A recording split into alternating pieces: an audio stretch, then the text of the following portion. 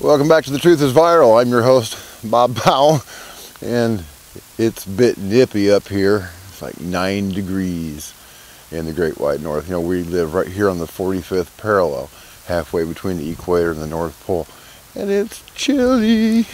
Hey, check it out. According to Todd Starnes at Fox News, Secretary of the Army John McHugh directed that Army leaders cease all briefings, command presentations, or training on the subject of extremist organizations or activities.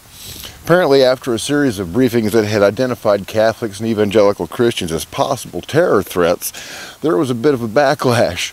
And for once, somebody in a position of authority stood up for Christians, and his name is Secretary of the Army John McHugh. And but you know, Christianity is under attack all over the world. In Egypt, over 60 Christian churches have been burned. In Syria, entire Christian villages are being wiped out, and the inhabitants are being killed in the most horrific ways. Little girls literally having their arms chopped off, being forced to watch as their parents are beheaded rather than reject Christ. That's the kind of battle we're going to be facing at some point right here in the United States. They just put up a satanic monument next to the Ten Commandments out in, I can't remember where it was. But, I mean, come on. You know, so over the next half hour, I'm going to be covering a lot of this, and it's just going to make you sick.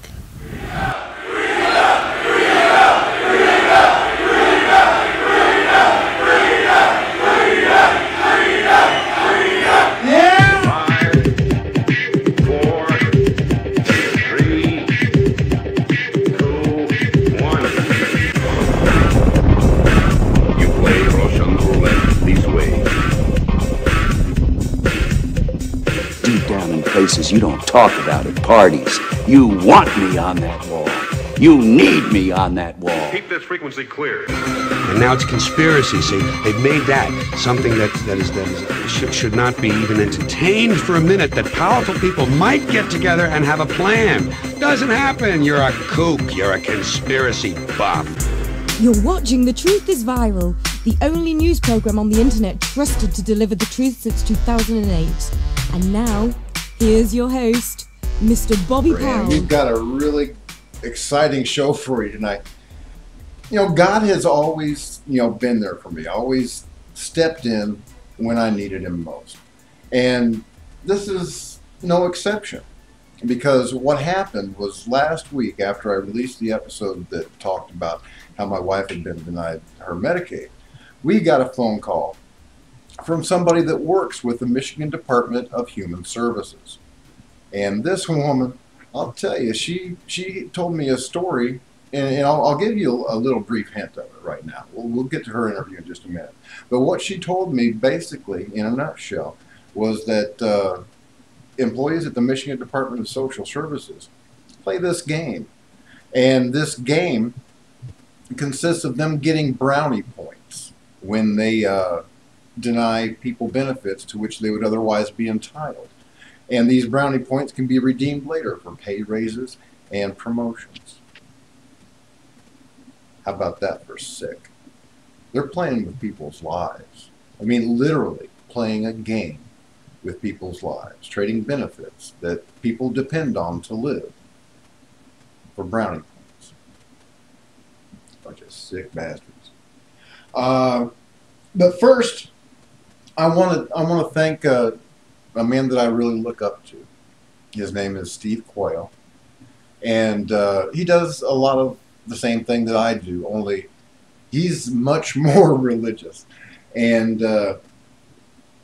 Steve is a fierce warrior for God, and he found out about our situation, and he had one of his intercessors call my wife and I.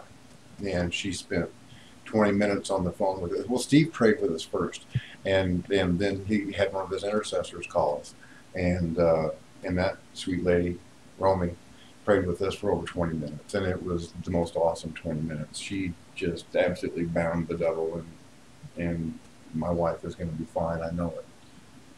And so I got that out of the way. I needed to thank him. I've been wanting to do it for the last couple of days, but this has really been my first opportunity, and I'm glad that I was able to do it.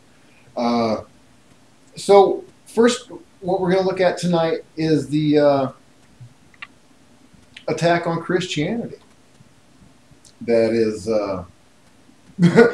being perpetrated on us by the White House. Okay, people are saying, well, Barack Obama's not a Muslim. I don't know what Barack Obama is, but looky here. Okay, Obama's call to close the Vatican embassy is a slap in the face to Roman Catholics. It's not just a slap in the face to Roman Catholics. It's a slap in the face to Christians in general.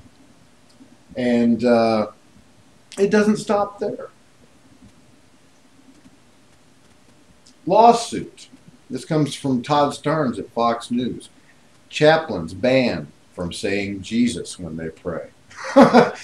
Isn't that what chaplains do? Isn't that their purpose? I mean, come on. It says two Baptist chaplains said that they were forced out of a Veterans Affairs chaplain training program after they refused orders to stop quoting the Bible and to stop praying in the name of Jesus. When the men objected to those demands, they were subjected to ridicule and harassment that led to one of the chaplains leaving the program and the other one being ejected, according to a federal lawsuit filed Friday. The Conservative Baptist Association of America is suing Veterans of Affairs Secretary of Veterans Affairs Eric Shinseki, alleging that two of their chaplains were openly ridiculed by the leader of San Diego-based VA DoD Clinical Pastoral Education Center program. Boy, that was a mouthful. Not only was the treatment these men received inappropriate, said John Wells, it was also a violation of the federal law and the religious freedom guarantees of the First Amendment. Now, John Wells is an attorney representing that Colorado-based denomination. No American choosing to serve in the armed forces should be openly ridiculed for his Christian faith, he said, calling it one of the most blatant cases of religious discrimination that he's ever seen. Lieutenant Commander Dan Kinder, a Navy chaplain, and Major Stephen Furtko, retired Army chaplain, had enrolled in the VA's Clinical Pastoral Education Center program in San Diego last year. The one-year training program is required for anyone wanting to work as a chaplain in a VA hospital. VA chaplains differ from other military chaplains in that they are limited to working in VA hospitals. The program, that has affiliates around the nation, is open to chaplains of all religious faith. However, applicants must have completed master-level seminary work. Okay, so now these guys know what they're talking about. Okay, they've got master's degrees in divinity. Okay, and there is no such thing as an atheist in a foxhole. Let me tell you something. When bullets are flying, I've never been in combat, but I can just imagine from the stories that I've heard and the things that I've seen. But when bullets are flying, or when you're in your home, okay, first thing you're going to do is call on God for help. And until he gets there, you're going to be shooting something. Okay, there were a lot of chaplains that were in this program. It was led by a woman by the name of Nancy Deach. It says in this article that she's got a history of antagonistic behavior towards evangelical Christians. Apparently, she doesn't have a problem with any other faith. See, I read this a little bit earlier. Oh yeah, here it goes. She's been very critical of Christians, Wells said in a telephone interview.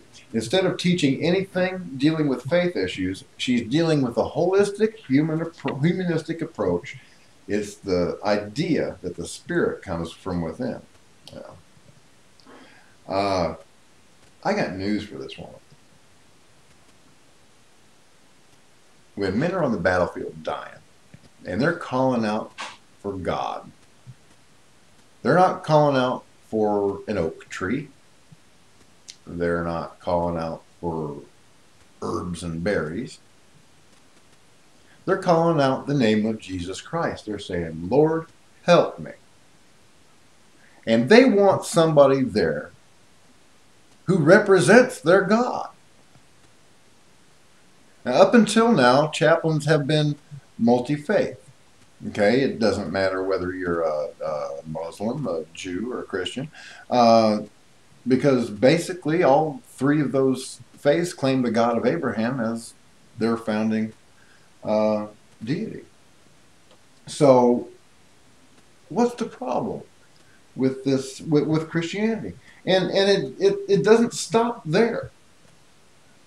Obama just issued his, issued, yeah, he issued it, all right, his proclamation for Christmas. Let me blow your mind. You know what Obama said about Christmas? It's a message both timeless and universal, no matter what God you pray to, or if you pray to none at all. Excuse me? This isn't Kwanzaa, Barack. We're not talking about Hanukkah here. And we're not talking about whatever holiday the spaghetti monster celebrates. We're talking about Christmas. If you're going to issue a Christmas message, it should be about Christmas, don't you think?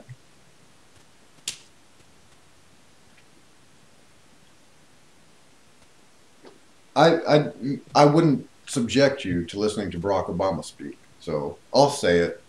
Maybe I can deliver that message for him, but by not hearing his voice, you won't vomit.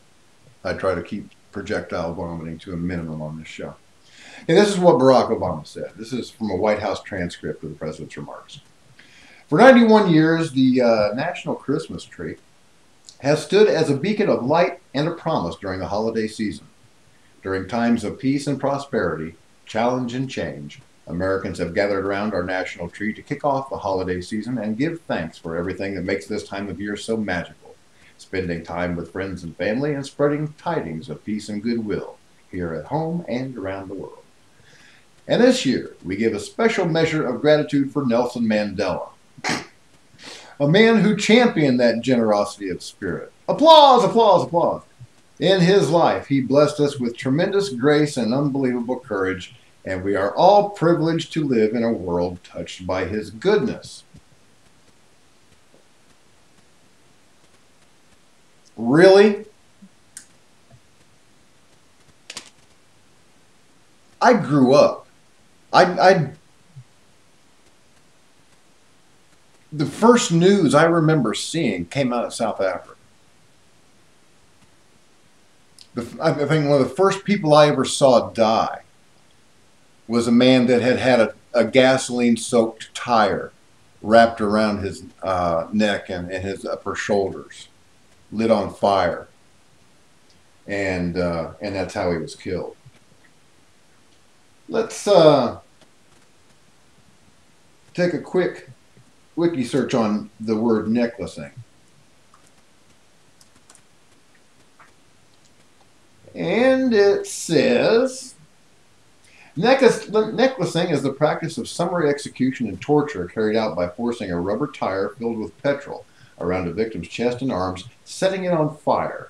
The victim may take up to 20 minutes to die, suffering severe burns in the process. Now, if you care to, you can Google images of necklacing. You won't find a single picture of Nelson Mandela,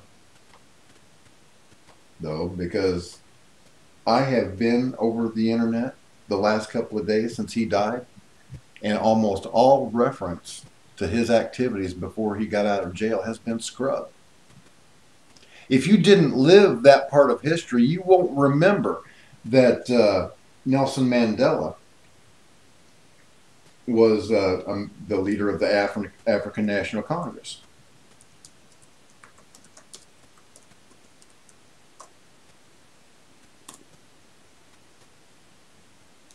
Now, what did the African National Congress do? Well, they did a lot of stuff, but particularly the group that I want to speak to, a group within the African National Congress, if I can say this correctly, is Umkhonto we Sizwe, something like that. Spear of the Nation is what it translates to. And this was an organization that was founded by Nelson Mandela. And they are responsible for hundreds and hundreds of terrorist attacks in South Africa. You know, Nelson Mandela spent 30 years in prison for a reason. He was found guilty, actually pled guilty to over 185 separate acts of terrorism. And I've got it right down here somewhere. Oh yeah, don't forget, be a bunny, herd some sheep. If you don't know what I'm talking about, you've got to go to the Truth is Viral on Facebook. It was a really interesting video that I came across today. Okay, where is it? Oh yeah, if you've got Facebook Messenger, you've got a hot mic. Yeah, we're gonna have to check that out.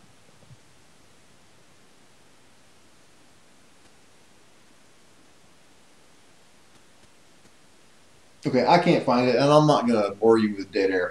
You can go to Bob Powell or Facebook.com/TheTruthIsViral and find it. It's a long list.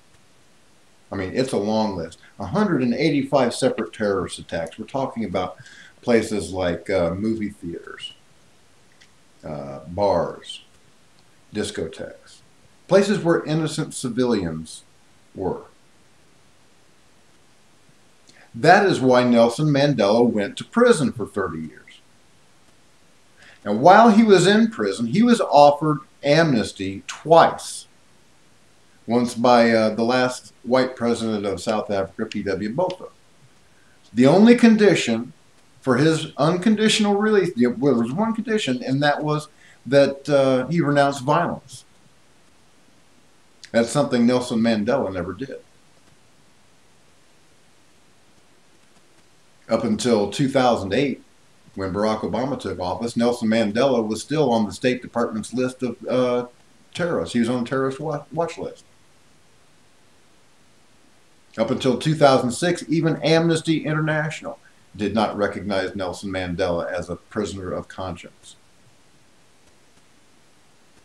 If you didn't live through the days of the African National Congress, if you weren't alive to watch the news coverage on TV, you don't know anything at all about Nelson Mandela. Even Fox News is kissing his ass. Like he's the greatest thing since buttered toast. Well, I've got news for you. The man is a murderer. He's a terrorist. Do you know, let's see, let me find this here real quick. Nelson Mandela, here we go. Yeah, you're going to like this picture.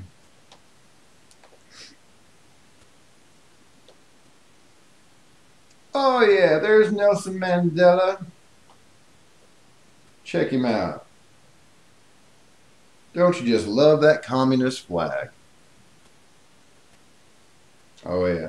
Oh, his wife Winnie sure is a real winner too. Winnie the winner. She was so radical, even Nelson Mandela didn't want anything to do with her. Oh, she was just something else. I'm here to tell you, folks. She was a murderess. That was one reason why you don't hear her name anymore. She killed a young man. I can't remember his name. But, yeah. This is why programs like The Truth is Viral and other shows are so important, because we tell you the truth.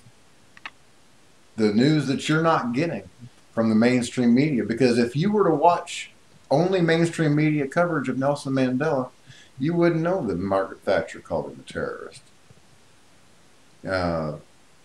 You wouldn't know any of this. They're holding him out to be some kind of a hero, when in fact he is an unrepentant murderer, a terrorist. Killed innocent people. That's why he was in jail for 30 years. But the country was about to be torn apart. I mean, literally torn apart. They were this far from just full-on civil war. And so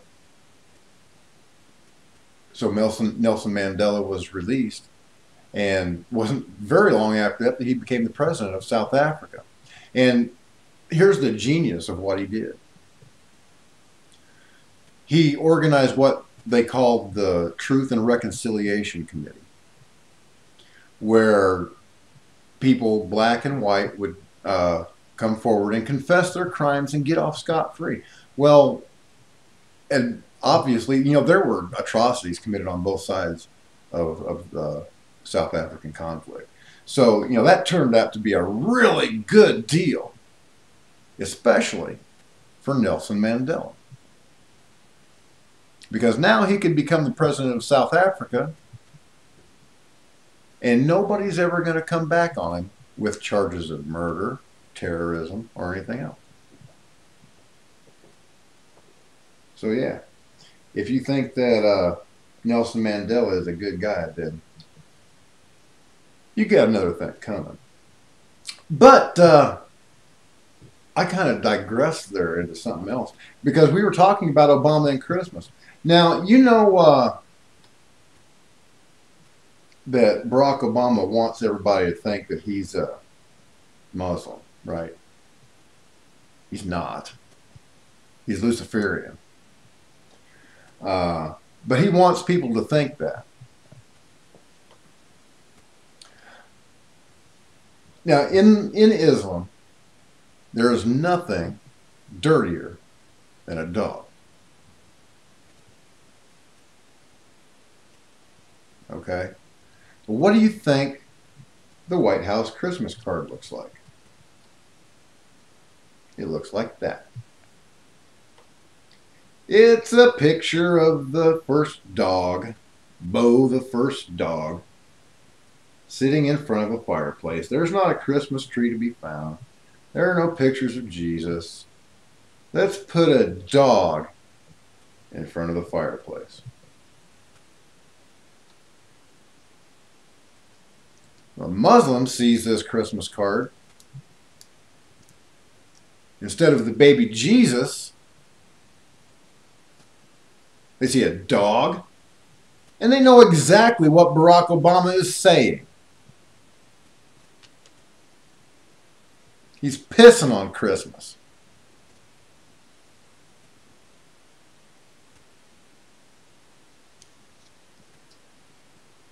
I mean, this is all over. Let's go back to this article by Todd Starnes and just look at the recent posts, the related posts on the side. Okay, we've got Obama's Christmas message is universal, no matter what God you pray to.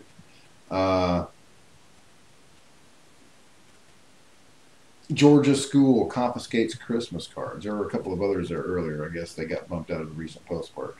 But the Georgia school confiscates Christmas cards? What is this? Come on, give me a break. Yeah, Georgia school confiscates Christmas cards. It says, for as long as anybody can remember, teachers at Brooklet Elementary School have posted Christmas cards in the hallways outside their classrooms until Monday. When boys and girls returned from Thanksgiving break, they discovered that their teachers' Christmas cards had been removed under orders from Georgia's school administration. Rob Kicklighter's wife is a third-grade teacher at the school. He said many teachers are disgruntled by the school's decision to confiscate the Christmas cards. They took the cards down so the kids can't see them. Some of the cards had the word Christmas. Some had nativity scenes. Kicklighter said the cards were put behind an office door so only teachers could access them. It's really sad, he said, because the students look forward to seeing those homemade Christmas cards every year. It stirred a lot of conversation. This has been a tradition, and the kids are wondering what happened to the cards.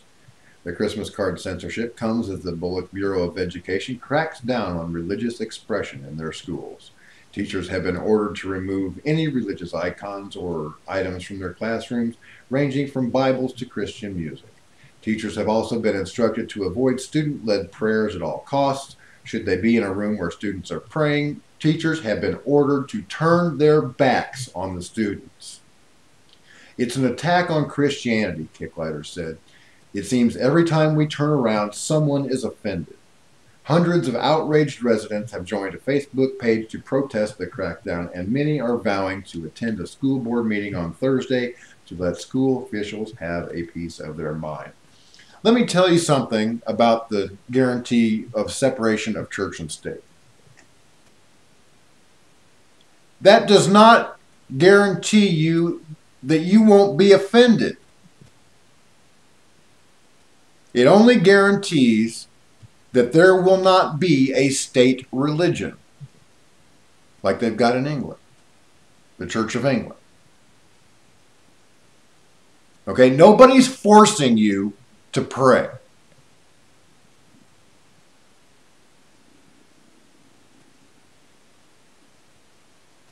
If you want to get offended on somebody else's dime. Get offended at Barack Obama, who's spending your tax dollars to supply terrorists in Syria that are wiping out entire Christian villages, crucifying them, tearing the limbs off of little girls, and forcing them to watch as their parents are beheaded. Why don't you get offended at that? Yeah, I get a little bit upset at this manufactured outrage. The left gets all bent out of shape over the littlest tiny thing. Just the other day, a snowball fight at a college out west resulted in charges. I mean, come on. Grow a pair of balls, will ya? Quit being so butthurt over the littlest things and ignoring the things that really matter, where people are being killed because your president, Barack Hussein Obama, likes to support terrorists. Don't forget to subscribe to the Truth is Viral secondary channel at youtube.com/user/thetruithisviral. We'll be adding more features on that channel there. And like us on Facebook, follow us on Twitter, and please share the show everywhere you go. The only way we're going to get the truth really viral is for you to do it. I can sit here and flap my gums all day long, but nobody's ever going to hear it unless you help me share the truth. Thank you for watching The Truth is Viral. My name is Bob Powell, and as always, God bless.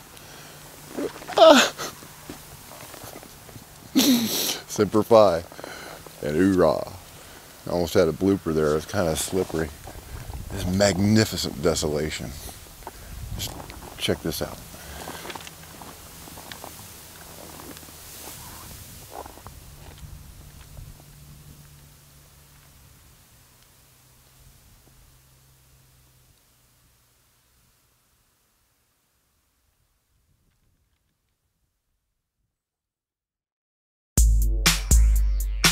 Thank you for watching The Truth is Viral with your host, Bobby Powell. Make sure to follow The Apocalypse on Twitter at The Truth is Viral. Like The Truth is Viral on Facebook, and if you can, please remember to donate to the cause via PayPal at www.bobpowell.blogspot.com. Back runner, your game is